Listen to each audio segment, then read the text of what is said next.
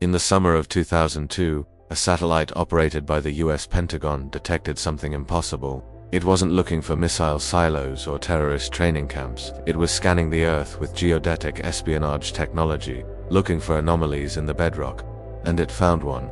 Deep beneath the Bucegi Mountains in Romania, under a natural rock formation known as the Romanian Sphinx, the sensors pinged a massive hollow void. But this wasn't a cave. The data showed perfectly geometric walls, sharp angles, and a hemispherical dome that no natural process could create. Even stranger, the satellite detected an energy signature of force field blocking the entrance, and just months earlier, the same satellite had detected an identical structure underground near Baghdad, Iraq. The timing was suspicious, the location was strategic, and for the shadow brokers of global power, the race was on.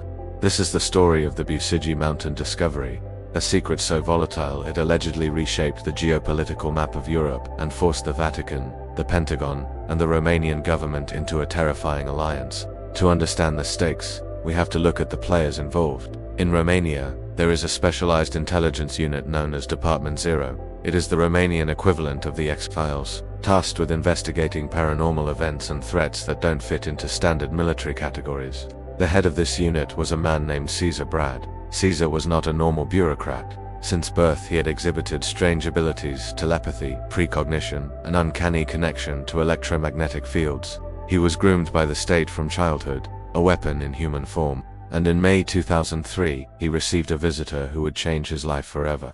The visitor was Signore Massini, a high-ranking member of the Bilderberg Group and a representative of the Masonic elite in Italy. Massini didn't come to negotiate, he came to acquire. He brought with him the satellite scans from the Pentagon. He showed Caesar the anomaly under the Sphinx. He explained that this chamber was part of an ancient defense grid left by a civilization that predated humanity. Massini knew about the energy barrier. He knew that drilling through the mountain would be impossible with conventional tools.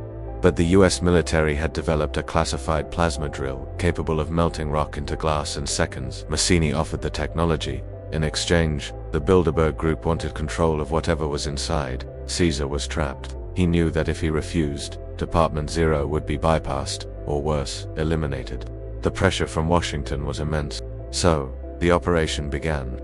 A joint team of American military engineers and Romanian special forces moved into the Bucegi Mountains in secret. They brought the plasma drill. They bored a tunnel through the side of the mountain, aiming straight for the energy signature.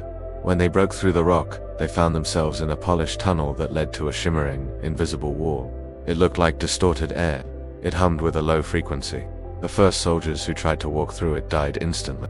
They didn't just fall, their bodies went into cardiac arrest, their nervous systems fried by an overwhelming energy discharge. The barrier was an immune system. It was rejecting them. The American team was furious. They had the drill, they had the guns, but they couldn't cross the threshold. Massini looked to Caesar. This was why Department Zero existed. Caesar approached the barrier. He didn't feel fear, he felt a resonance. He placed his hand on the invisible wall, and instead of killing him, the energy rippled. It recognized his frequency. He stepped through. What Caesar found on the other side defies every history book ever written. He stood in what came to be known as the Grand Gallery. The walls were lined with a bioluminescent material, not organic, not synthetic, but something in between. It sensed his presence and lit up, casting a soft, blue-green glow. The gallery was enormous, clearly built for beings much larger than humans. At the end of the hall, a massive stone gate slid open, revealing the main chamber, the dome detected by the satellite. Inside the dome, the air was pure and charged with ozone. The room was dominated by 10 massive tables, arranged in a semicircle. These were not tables for humans. They were at least 6 feet high. The surfaces were covered in a material that looked like glass but felt like skin.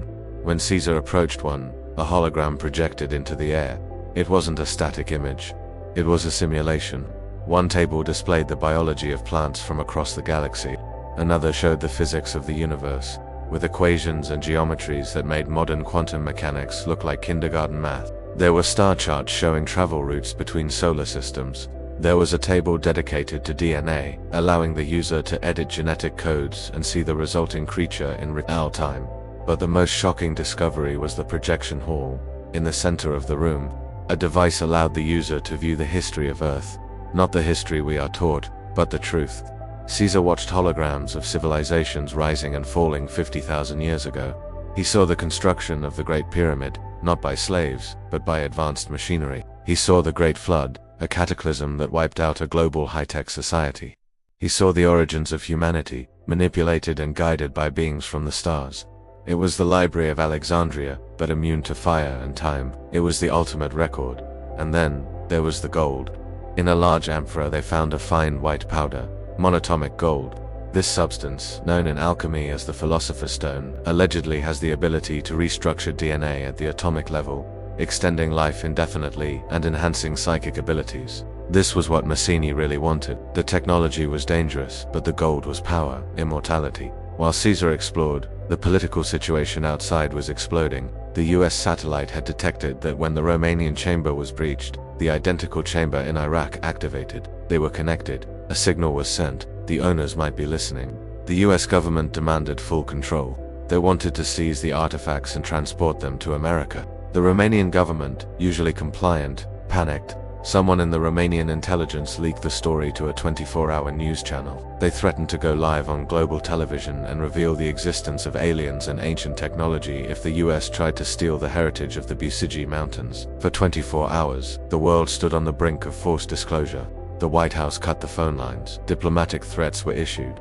The Vatican intervened, terrified that the holographic records would disprove the Church's version of history. A deal was struck. An emergency meeting was held. Romania agreed to keep the discovery secret. They agreed to let the Americans study the technology. In exchange, Romania would be fast-tracked into NATO. Check the dates. The discovery allegedly happened in August 2003. In March 2004, Romania, a country that had been rejected for years, was suddenly welcomed into NATO with open arms. The US established military bases in the country. The Bucegi area was declared a restricted zone. Concrete walls were built. Armed guards were posted. The leak was plugged. The story became a myth, whispered on forums and published in books, presented as fiction to avoid censorship. But the tunnels remain.